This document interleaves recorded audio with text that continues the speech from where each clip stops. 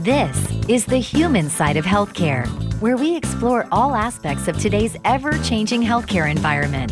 Brought to you by the Dallas-Fort Worth Hospital Council and featuring CEO Stephen Love with co-host Thomas Miller. Now, let's make healthcare human again. Welcome to the human side of healthcare. Delighted you're with us today. Hey folks, it's that time of the year. The holidays are approaching. So we thought it would be very appropriate to bring in Dr. Gary Gross, who is an allergist and immunologist at Texas Health Presbyterian Hospital in Dallas. Dr. Gross, welcome to the show. Thank you, Steve. I appreciate the opportunity to speak with you today. You know, as I mentioned, holidays are coming, flu season is here. In your mind, what differentiates seasonal allergies and specifically winter allergies, say from the flu or the common cold? Sometimes a difficult diagnostic difference to know, but some of the key features that go along with infections, such as the common cold and flu, are the part of the disease that starts really at the very outset, and that is the aches and the pains, the low-grade fever, the dull sore throat. So those symptoms are usually associated with viral infections and not with allergies. With allergies, you eventually get some of the same congestion and drainage and sneezing that you do with the common cold, but you also get itching. And you often see itching of the eyes and itching the nose with allergies, which you don't see with the viral infections like the cold and like flu.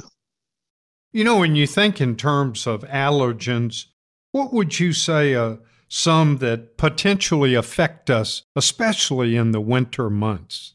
Winter should be a good time for allergies because you think that the trees are dormant and the weeds have all already pollinated, and so you shouldn't have many symptoms. But in fact, there are other allergens that you have to contend with in the winter, such as house dust when the heating turns on, pets in the house that you may be spending more time in the house during the winter, and even mold spores. So there are indoor allergens that can affect you more during the winter months than the seasonal allergies when you're outside having a good time in the spring and the fall.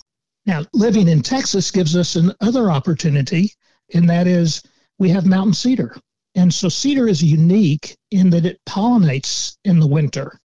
It actually pollinates on warm days in the winter. So you think that, wow, it's a nice warm day. I'm going to get outside. I'm going to have a good time because the weather is so nice. And when you go out, you start sneezing, you have itchy eyes, runny nose, you come back in, you feel miserable because of the mountain cedar pollen. So there are seasonal allergies in Texas, unlike other states. You know, you mentioned mountain cedar, and you also mentioned some of the Texas-type allergies. Let me ask you a question. Someone wakes up in the morning, they're congested, their eyes are very, very red and watery. Sometimes they say, oh, I need to call the ophthalmologist. What should they do? Come to you first? Well, that's a good question because it is often a hard decision. But one of the nice things about allergies, if you can say there's something nice about them, is that they're repetitive. So somebody that has allergies is going to kind of learn their symptoms, and they're also going to learn their seasons. And they'll find that they have the itchy eyes and the red eyes every spring, or if you're mountain cedar sensitive, every winter. And when you see that pattern, it may take a year or two to recognize the pattern, but once you see it, you can say, oh, that's my allergies, and so I'm going to go see my allergist, as opposed to, I wonder what's wrong with my eyes, so I'm going to go see an eye doctor. Eyes are very important, and so I wouldn't discourage anybody from seeing an eye doctor if they are worried about their eyes. Good point, and you're so right. The symptoms sometimes, especially if you have allergies, you kind of have to learn and know what to do. So along those lines, to our listeners out there, do you know of any national statistics or even statistics in Texas that would help them become even more aware of seasonal allergies? The national statistics underrate Texas allergies. So we have longer growing seasons than most parts of the country. And as I mentioned, we have winter allergens that are outdoor allergens, unlike most parts of the country. So when you look at the national statistics, it kind of underrates the likelihood that you will have allergies in Texas. Many people will move here from other parts of the country and they'll say, oh yeah, I had a little bit of sneezing for a week or two and then it went away and I didn't even think much about it. But then when I moved to Texas, that sneezing lasted months. And that's actually another good differential between a viral infection and allergies. Viral infections usually last a week to 10 days, where allergies can go on for a long period of time, especially in Texas, unlike other parts of the country. You know, I had a friend of mine one time who said, you know, my daughter always seems to catch a cold around Christmas. And luckily, they finally found out after they went to an allergist, she actually was allergic to Christmas trees. So with the holiday season coming, what are your thoughts about people that decorate with live trees, wreaths, flowers, and what is your advice to them? Steve, there's some interesting studies that have been done looking at Christmas trees and the very situation that you described with people developing allergy symptoms when they bring the tree into the house. And one of the things that's been shown is that the most common allergen on Christmas trees is actually not the pollen, but it's the mold that grows on the tree while they're in the Christmas tree lots and while they're outside after they've been cut. So some people recommend that before you bring the tree into the house, you actually wash it down and then you dry it off with either a leaf blower or put it in a sunny place so it can dry off to try and get most of the debris and the mold off of the tree before you bring it into the house. Now, there are people who will cut cedar limbs and cedar for ornamentation, and that actually can pollinate once it's brought into the house because it's warm in the house. And so if you go and intentionally find a cedar tree or find cedar branches and bring those into the house, that can cause pollen allergies for people who are allergic. But the Christmas trees themselves usually are causing problems either because of some chemical that was sprayed on the tree or the mold that grows on the tree, but not the pollen from the tree. So in your practice over the holidays, when people visiting with others, eating food they don't normally eat, do you ever see people experience food allergies over the holidays?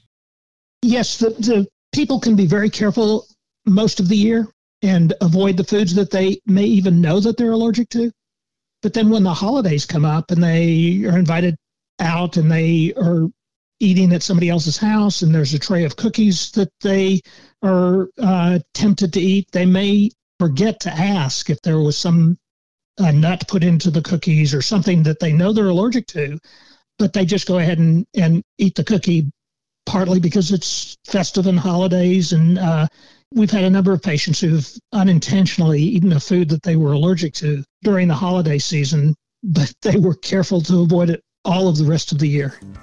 This is Dr. Gary Gross, an allergist who practices at Texas Health Presbyterian Hospital of Dallas, been in practice for a long time, and his daughter Lara, who he now practices with, will be here in our last segment to continue this conversation. But next, we're going to talk about the holiday heart, the broken heart, and why there are so many heart attacks and hospital admissions for the heart this time of year. Dr. Tulika Jain joins us next on The Human Side of Healthcare. This is The Human Side of Healthcare, where we feature healthcare's hottest topics and what our North Texas area hospitals are doing to make healthcare human again. Welcome back. And we want to talk a little bit about the holiday heart syndrome and even a broken heart syndrome. We're delighted to have with us today Dr. Tulika Jain, who's a cardiologist at Texas Health Presbyterian Hospital in Dallas. Dr. Jain, welcome to the show. Well, thank you for having me today. You know, before we really take a deep dive as we talk about some of those conditions that I described, can you talk about heart attacks and how they affect one's body? Sure. Heart attacks are usually caused by the development of a blockage in our heart arteries. So we have arteries that carry blood throughout our body, and it's the heart's responsibility to pump blood through those arteries. But the heart itself also has a blood supply, and the heart's responsible for pumping blood to itself. So when blockages develop in the heart arteries, that's called coronary artery disease. Sometimes heart attacks can also be caused by something called coronary vasospasm, which is a sudden contraction of the heart arteries. So there can be multiple reasons why people have heart attacks. There are a number of risk factors that cause these problems, including smoking, high cholesterol, diabetes, high blood pressure, kidney disease, poor diet, lack of exercise, and stress. So when a heart attack happens, what happens is the blood flow becomes restricted to the heart muscle, which can cause damage to the heart muscle. So then symptoms that occur from this can be chest pain, shortness of breath, and sometimes more subtle symptoms such as nausea, neck pain, arm pain, back pain, and sweating. So depending on the severity of the heart attack, these blockages can ultimately cause heart damage or congestive heart failure and abnormal rhythms. And unfortunately, if someone can't reach medical attention in time, then sometimes the heart attacks can be fatal. So we encourage people not to hesitate to seek medical attention if symptoms occur. It's great advice. And now that you've kind of set the stage, let's talk about the winter holiday season. And I'm going to define the holiday season from December 25th through January 1. Statistics show that many people die from heart attacks during that time period. Do you know why? Yeah, that's correct. Heart attacks are more common during those winter holidays, and the hospitals are more full during those holidays with heart patients. Possible reasons, we believe, include unhealthy changes during the holidays, such as diets with higher salt, fats, and alcohol. There also may be more emotional stressors, financial stressors, family stressors. Also, there's more potential for physical illness during this winter time, which cause our bodies to be under stress, especially what we're seeing right now, the rise of circulating viruses, that's particularly the respiratory viruses. Now we're seeing these 3 respiratory circulating viruses that we're all hearing about: flu, COVID, and RSV, which is called respiratory syncytial viruses. So these viruses that can also lead to heart attacks. It also turns out that most heart attacks happen in the morning between 4 and 10 a.m. So it's not just the dates, but also the time of day. This is due, we believe, to the release of adrenaline in the morning. So when we wake up and we're trying to start our day, our body releases these adrenaline hormones to get us moving. And this adrenaline hormone raises our heart rate and our blood pressure. So some people who self-monitor their blood pressure will notice that their blood pressure is highest in the morning, which seems counterintuitive because we've just woken up. We wonder why our blood pressure is higher, but it's this release of adrenaline hormone in the morning. And that increased hormone increases the stress on the heart and can contribute to this phenomena during the holidays as well. You mentioned the time period 4 a.m. to 10 a.m. People sometimes ask, could you experience a heart attack while you're asleep? Yes, that's a good question. And it's harder to study that because these are the people we find after this occurs, but it can happen. And if you have symptoms such as the ones I mentioned, chest pain, shortness of breath, the symptoms will usually wake you up. But the people that we find pass away during their sleep, those are the people that tend to die from silent heart rhythms, which never cause heart attacks, and people pass away in their sleep. So it is possible to pass away in your sleep. We've talked a little bit about holiday heart attacks. What about defining for our listeners, what is holiday heart syndrome and also broken heart syndrome? Sure. These are 2 different phenomena. So holiday heart refers to the impact of alcohol on the heart. So excess alcohol use can lead to abnormal heart rhythms, particularly a rhythm called atrial fibrillation, which is an irregular heart rhythm. Alcohol can also lead to a cardiomyopathy, which literally means sick heart. So it means the heart muscle becomes sick, the heart function decreases, and the efficiency of the way the heart muscle pumps starts to decrease. So that's holiday heart. Broken heart syndrome, also known as Takotsubo cardiomyopathy, is a stress-induced cardiomyopathy. So the stress can be physical, but it's usually emotional stress. So in this syndrome, there is a sudden and transient ballooning or dysfunction of the heart muscle.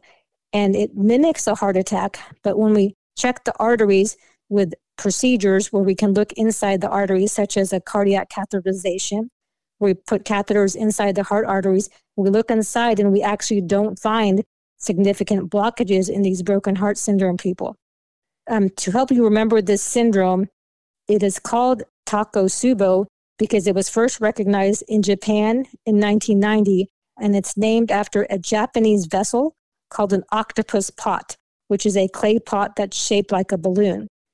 And then actually in the US, the medical community really began to understand or have a bigger experience with this broken heart syndrome phenomena after the 9/11 attacks in 2001, because there was such a large number of people who suffered such terrible, sudden, severe emotional stress. We saw a huge number of people, or a huge cohort of people that developed broken heart syndrome, and we learned a lot from that experience. You know, you described two different syndromes. Let me first start with the holiday heart syndrome. Can that be fatal?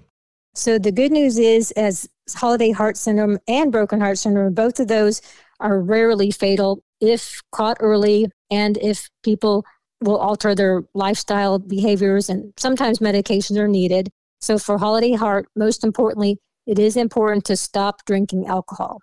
And if someone has developed abnormal heart rhythms or a sick heart muscle, some medications may be needed, but if caught early enough, the muscle can improve and even normalize over time if people stop drinking alcohol and take medications if required.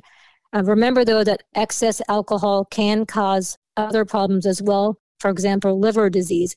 And if someone develops multiple organ diseases, such as if they have liver disease and heart disease and multiple organs becoming affected, can make it harder for the bodies to recover. So for bodies to recover and people to recover.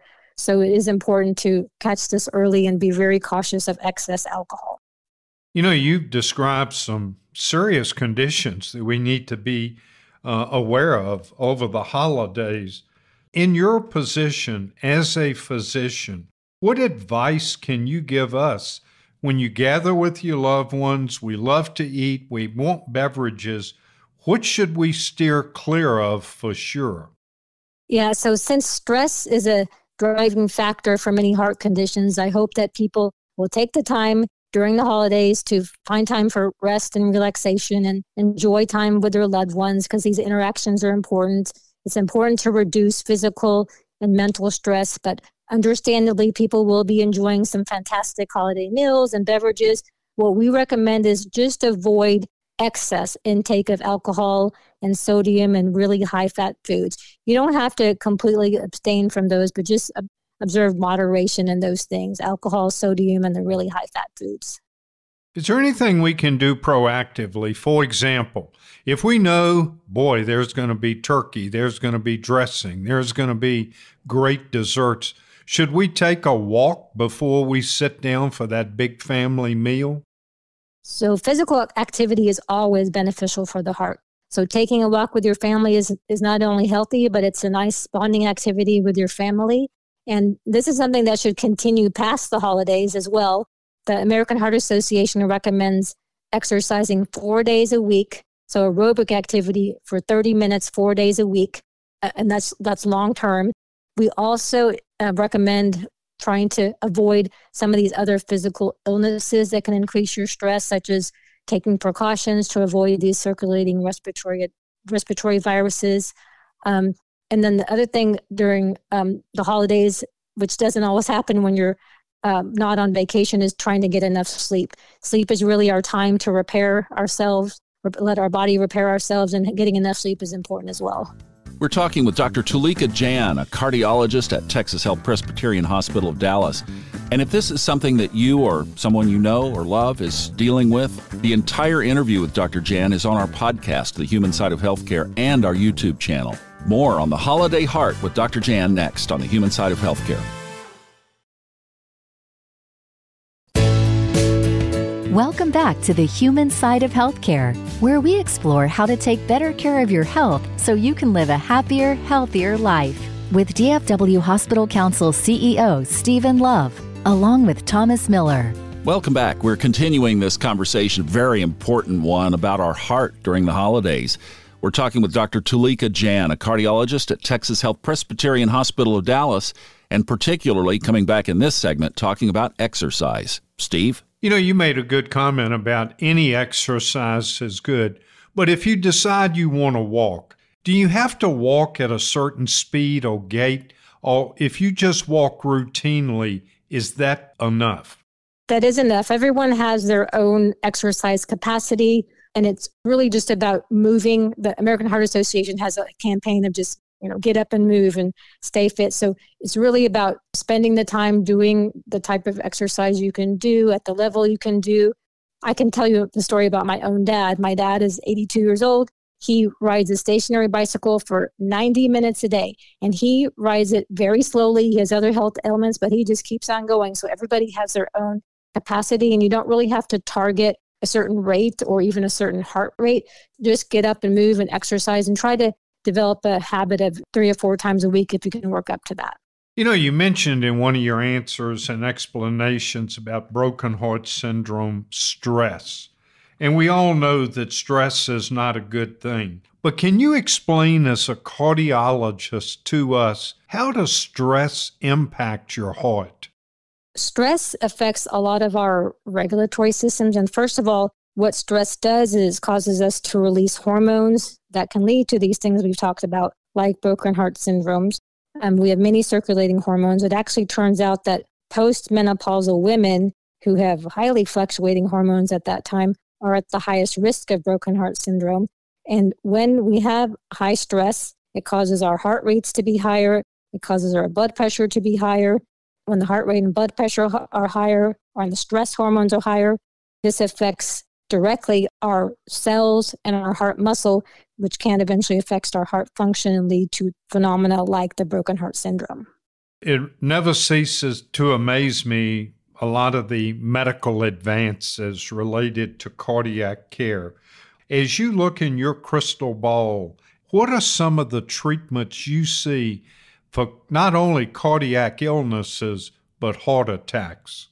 So what I love about cardiology is that we have so many ways that we can help people if they present to us on time, and the medications and the treatments are advancing every year. So ideally, as cardiologists, we would like to meet someone for preventative care in our offices before someone develops a heart attack. But if a heart attack develops, we have so many treatments to help someone. And more often than not, we can treat heart attacks just with medications and possibly simple procedures such as angioplasty or stenting, where we pass catheters in the arteries and treat blockages, and we avoid the need for big surgeries or big open heart surgeries. For the really sick patients who have heart failure or cardiomyopathies with heart muscle damages, sometimes we have to go to more advanced therapies.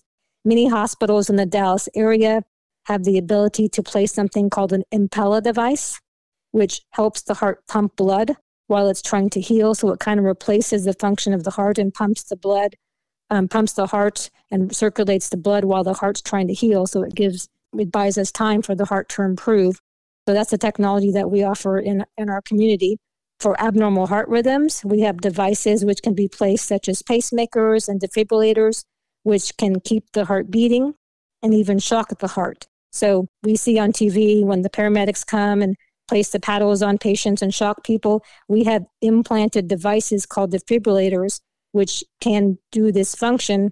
But in reality, these paramedics can't always reach people in time, but these implanted devices can save someone from a fatal abnormal rhythm. And then we have great medications, which we know help people feel better and live longer. So there are many ways that we can treat heart attacks.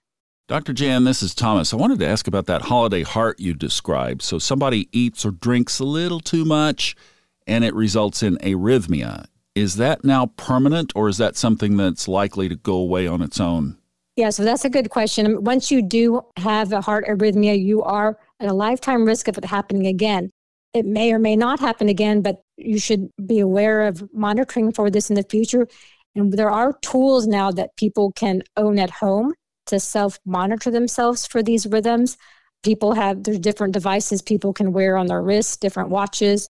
There's tools where they can monitor through their cell phone. They look like credit cards, and they put their thumb on either end and hold their thumbs on these devices for 30 seconds, and these will record their heart rhythms. And there's computer technology that tries to report if these are abnormal rhythms. And I tell my patients, if they are monitoring themselves with these devices and one of these devices comes out abnormal, I've instructed them to send me these reports so I can review them and take care of them if they need to. So once you do have one of these episodes, it's probably important to continue to monitor yourself so that you can seek attention if they recur.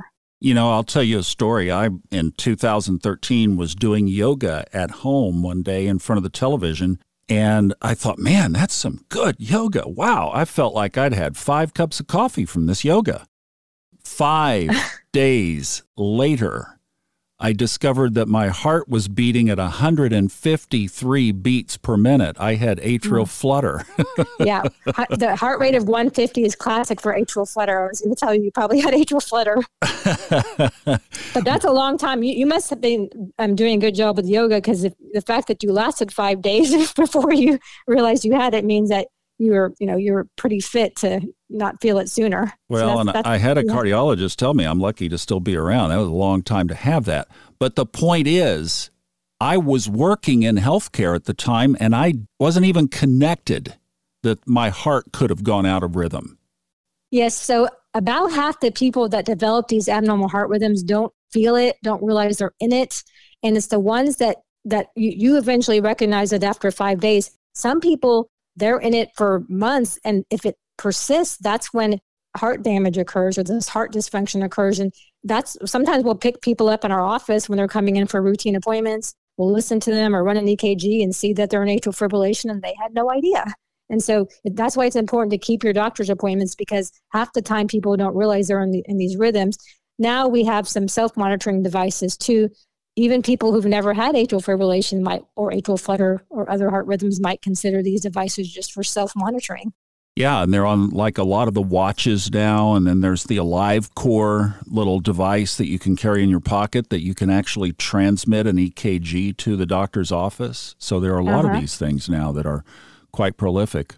That's correct. I'll tell you how out of touch I was with it. On that Saturday, when I got on my bicycle to go on a bicycle ride, I strapped on the heart monitor that goes around your chest, and that's when I learned it was 153. Oh, that's how you picked it up? I changed the batteries in the heart monitor because obviously they were wrong. and then I thought, well, okay, then I'll just go on the bike ride and whatever brought it in will get rid of it. Well, that didn't, so it was not good. So anyway, on that same theme, somebody overindulges, they get the AFib. It is real easy just to blow through it. I'm okay, right? The macho thing. What risk does that cause long term to have that kind of mentality? Oh, I'm okay. I'm all right. I don't need to do anything. Right. And that's what we've been talking about today, is to really don't hesitate to seek medical attention or don't blow it off. So for atrial fibrillation, for example, we talked about how if your heart's racing and you let that go days or you make it for weeks and months, it'll put a stress on your heart. It's like it's similar to your heart running a marathon for days and days and days, and there's only so long your heart can do that. Secondly, these atrial abnormal rhythms like atrial fibrillation and atrial flutter, they're a risk for stroke. And that happens if you've been in the heart rhythm for more than 24 hours, that risk starts to accumulate. So you really don't want to let those heart rhythms persist without getting help with that. Yeah, this is serious business. All right. Now, you also mentioned when somebody's heart doesn't work as it's supposed to for your age, it isn't supporting the function that it really should for where you are. What are the symptoms of that? How does somebody feel? And especially, how do they distinguish a potential heart issue versus just normal aging? Okay, that is tricky, and I know people try to sort through that as they're aging. So first of all, if the heart becomes dysfunctional, or cardiomyopathy can cause congestive heart failure. When the heart's not pumping well, the symptoms people can have is backing up fluid into their lungs, which can cause shortness of breath. backing up fluid in their legs. So they'll basically see fluid accumulation or weight gain. But in the earlier phases of that, sometimes they'll just feel something very subtle like fatigue. And everyone, there's all sorts of reasons people can be fatigued. Some people, my older patients say, well, I'm just getting old. And it is hard to distinguish, but I really pay attention to and try to teach people to pay attention to what has changed. Has your exercise capacity changed? Has your energy level changed? These kinds of changes can be slow and progressive, but aging doesn't have to mean that you feel that you have these symptoms. So if you notice a change, I would get checked out. Okay, fair enough. So point is, yeah, maybe, but not necessarily. Right. I wouldn't just assume everything is just a natural part of aging process. And if something's changed, I would get checked out. All right. Excellent. Great. Thank you so much. Very interesting conversation. What is your final word, thought, or advice about heart disease, heart condition, whether they are impacted personally by it or not? Well, one thing I want to make sure is that people are comfortable seeking help from their doctors when they need it. And I'm going to quote one of my mentors who trained me in cardiology, and he always told me that our job is to help you, the patient, feel better and live longer. So if you need help, don't hesitate to see us because we are here to help you, and we do have ways we can help you. Dr. Tulika Jain, please, folks, take care of your heart. Take it from someone who knows. Next, we're going to continue our conversation that we started in the first segment with Dr. Gary Gross. His daughter, Lara, joins us next to talk more about allergies during the holidays, including what to do if you had an allergic attack. Next on the Human Side of Healthcare. Covering the healthcare topics that matter most to North Texas. This is the Human Side of Healthcare with DFW Hospital Council CEO Stephen Love, along with Thomas Miller. Welcome back. And we're going to continue our discussion with Dr. Lara Gross, who's an allergist and immunologist at Texas Health Dallas. Now, you're probably wondering, is she related to Gary Gross? She most certainly is. It's his daughter, and she's in practice with him. Dr. Gross, welcome. Thank you, Steve. I'm glad to have this opportunity to chat with you. You know, as we look at allergies and we look at different seasons, are there tests that can be done to determine exactly what people are allergic to, regardless of the season? And how soon, age-wise, can you begin those tests? Yes, there certainly are tests to identify specific allergens and figure out what an individual is allergic to. The gold standard for allergy testing is skin testing, also called scratch testing or prick testing. That is, as it sounds like, is done on the skin. So we have liquid versions of different things people may be allergic to, like tree pollen, animal dander, mold spores. And we place that on the skin and scratch the skin and then wait about 15, 20 minutes. And if a person is sensitized to any of those things, they'll develop this little red bump, sort of like a mosquito bump. So that's a nice, relatively quick, non-invasive way to identify what you're allergic to. There is also a blood test available to detect allergies that can be done in addition to or instead of the skin testing also. And it can be done, either of these can be done any time of year. So you do not have to be in your season to have the testing done. Though for the allergy skin testing, you might have to stop some of your allergy medication. So sometimes for that reason, we say, let's wait until your allergies are better to do the testing. In terms of how young can you be, there is no minimum age. So we can do the test on anyone. We typically don't do the environmental testing for seasonal allergies until someone's a little bit older, maybe around age 5. We could do it younger, but one of the questions we always want to ask ourselves is, will this test change what we're doing? And if the answer is no, then why put a little kiddo through that and potentially cause them and their parents some distress? So typically the testing, if we're going to do it on a young child, which could be under 1, would only be if we're concerned about a food allergy. And that is a situation where we would certainly do a test on someone, even 4 months old or whenever it's warranted. For our listeners out there, we've talked about allergies. You mentioned the seriousness of food allergies. What generally are some of the types of treatment that are available to your patients? Sure. Well, for the environmental or seasonal allergies, there are now a lot of treatments that are available, many of which are over the counter. For food allergies, the treatments are a little bit more limited. But for any type of allergies, either the seasonal or the food allergies, the best treatment is avoidance. So either avoiding the things in the air that you're allergic to or avoiding the foods that you're allergic to. However, especially here in Texas, it's really hard to avoid the things in the air you're allergic to, particularly if the whole year is your season. So for those individuals, medicines like oral antihistamines, things like diphenhydramine or cetirizine, are good to take for symptoms like sneezing, itchy nose, itchy eyes. There are also nasal sprays. So there are different types of nasal sprays, antihistamine nasal sprays, steroid nasal sprays, saline nasal spray can be helpful. And there are certainly some prescription medications as well. And one of the other great treatments for these seasonal allergies is immunotherapy. So that's a treatment like allergy shots or under the tongue allergy tablets or drops. And that desensitizes you. It gets your body tolerant or used to what you're allergic to, so you no longer have those symptoms. So for the seasonal allergies, there are lots of ways to tackle the runny nose, itchy eyes, sneezing, drainage, those bothersome symptoms. For the food allergies, we're much more limited right now, though there are certainly lots of new treatments being developed. But really the mainstay is avoiding what you're allergic to. And if you have a mild reaction, you could take a medication like an antihistamine by mouth.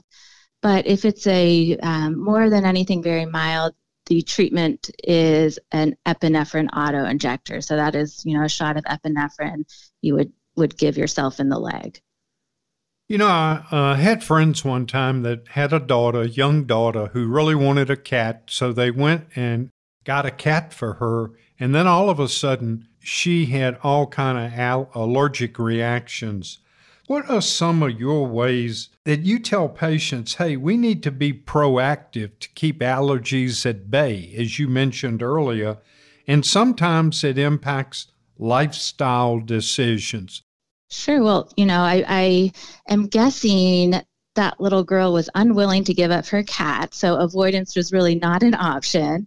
And the best treatment in those types of situations is consistent allergy medication or a course of immunotherapy to, again, kind of change the underlying allergy. But keeping allergies at bay through minimizing exposure to, like keeping the cat out of the bedroom or the pet out of the bedroom, washing bedding frequently, vacuuming carpet frequently is important. And then, again, they're great oral and nasal medicines to take that can help keep the symptoms manageable. And one of the key things about the allergy medications is to take them consistently. One of the mistakes we often see is that people will get in a period of feeling okay, so they stop the medicines. But if it's something in the environment that they're continuing to be exposed to, like the cat, that we know the symptoms will ultimately come back. So it's important to be consistent about taking the medications. Your dad did a great job of explaining food allergies and also allergens in the air. But let's say we're at a holiday party, and all of a sudden I have an allergic reaction. And I don't know whether it's something in the air, in the environment, or food I ate, or something I drank. But I'm having a fairly, I wouldn't say totally severe, but a bad reaction. What should I do? Steve, that's a great question. And unfortunately, a scenario people encounter. I would say kind of depends on the situation. If you have a known food allergy, if you're an adult and you have a food allergy, the safest thing is to assume that you accidentally ate some of that food you're allergic to. And if you just have some mild, bothersome but mild, stuffy nose, or you're getting itchy, you could take an antihistamine pill. But if there's any symptom beyond itchy, scratchy, you're worried things are getting serious, that's a time to use the epinephrine auto-injector. And I always tell my patients, if there's any doubt, it's better to go ahead and use it than not use it, because it won't do any harm. Whereas, if you have an untreated food allergy reaction, that can progress and become severe and is more difficult to treat if we let it get severe. Now, if you are someone without any known food allergies, it's less likely to detect a new food allergy when you're an adult and are eating things that you ordinarily eat. So likely what you've encountered is something in the air, whether it's an animal or there's, pollen or mold or something else in their home you're allergic to. And in that situation, there are a few things you can do, one of which is, if you can, to leave the house, at least to temporarily get a break, hopefully get some symptom relief. Those oral antihistamine medications, like I mentioned, some of those kick in pretty quickly. So hopefully you could still enjoy the rest of the party. And another great treatment is actually saline spray to kind of flush out your nasal passages. And hopefully, if it's something you've been breathing in, you can just clear that out and, again, maybe be able to enjoy the rest of the event. Laura, I'm assuming if you do all of that and then it progresses and starts impacting your breathing, you should call 911. Would you agree with that? I would absolutely agree. If your breathing is involved, then it's time to get a trained healthcare professional involved. That's something beyond I'm uncomfortable with itchy eyes, runny nose, whatnot. What a great combination. Father-daughter team at Texas Health Presbyterian Dallas. Dr. Lara Gross joining us in this segment. Steve, these allergies are a big deal this time of year. Yeah, they really are. And, I even know people, Thomas, whose kids were allergic to Christmas trees. So we have to be careful this time of year to help prevent allergies. We hope all of you have a great week. Enjoy freedom, life, and all that's good in the world. And join us next week for the human side of healthcare.